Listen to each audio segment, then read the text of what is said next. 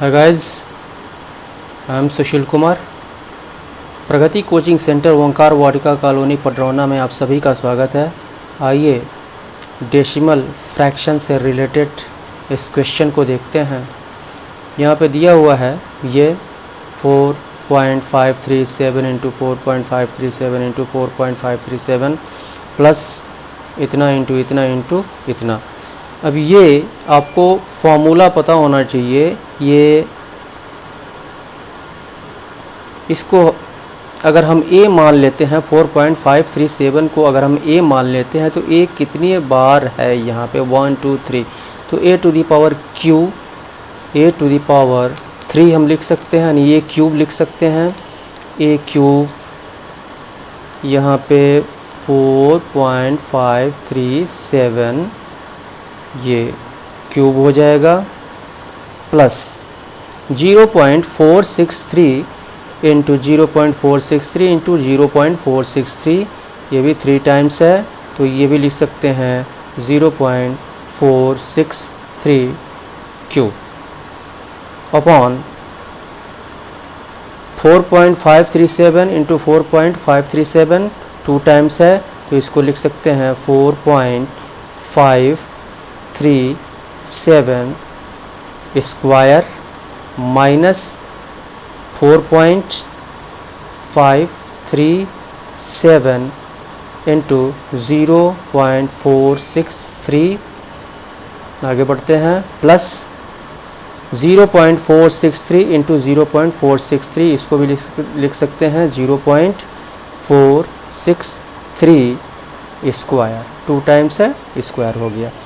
अब ये फॉर्मूला हो, ये अगर हम इसको a मान लेते हैं 4.537 को a और इसको हम b मान लेते हैं तो a cube plus b cube, a cube यहाँ पे मैं आपको बता दे रहा हूँ a cube plus b cube, ये फॉर्मूला होता है equal to a plus b into a square minus A B plus B square, ये फॉर्मूला होता है। ठीक है, तो a cube plus b cube ये फॉर्मूला होता है, तो ऐसे हम इसको हम रख लेंगे a प्लस b, ये हो जाएगा equal to 4.537 plus 0.463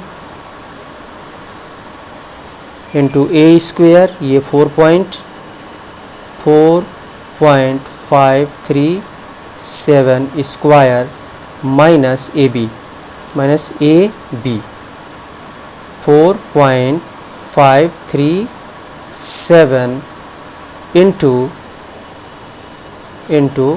0.463 plus B square यानी 0.463 square upon,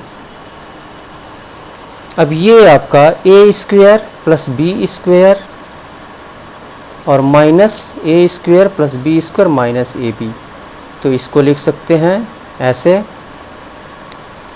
4.537 square minus 4.537 into 0.463 plus 0.463 square, ये हो गया आपका ये। अब ये और ये सेम है तो इससे ये कैंसिल हो जाएगा। ठीक है, बचेगा क्या, इक्वल टू 4.537 प्लस 0.463, इसको ऐड कर देंगे तो ऐड कर देंगे 3 7 10 1 कैरी 7 3 10 1 कैरी 5 5 10 पॉइंट है यहाँ पे 10 1 ऐड हो जाएगा, इसमें 5 हो जाएगा, तो आंसर हो गया 5।